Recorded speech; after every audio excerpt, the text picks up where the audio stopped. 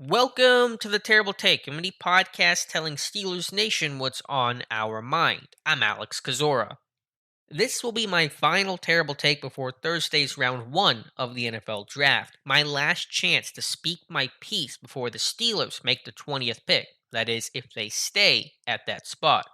All the conversation revolves around quarterback. Nothing is guaranteed, but quarterback is the frontrunner position to be selected.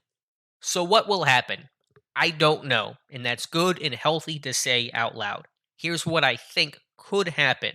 I think Malik Willis is the team's number one quarterback. The Tomlin loves him and his upside.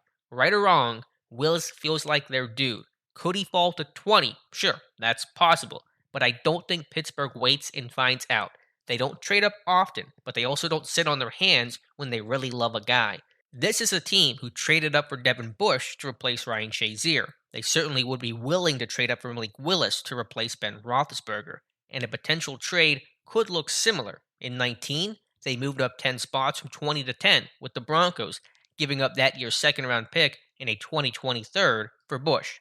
Like snowflakes, no two trade scenarios are made alike, but that would be roughly the same compensation for Pittsburgh here. In a draft class that does not carry a lot of first round grades, teams may be more willing and open to move down.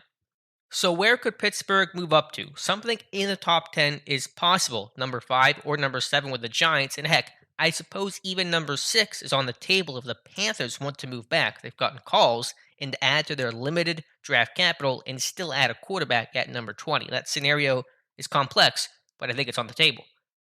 Outside the top 10, watch for the Commanders at 11 and the Vikings at 12. Those feel like potentially prime and less costly spots as well.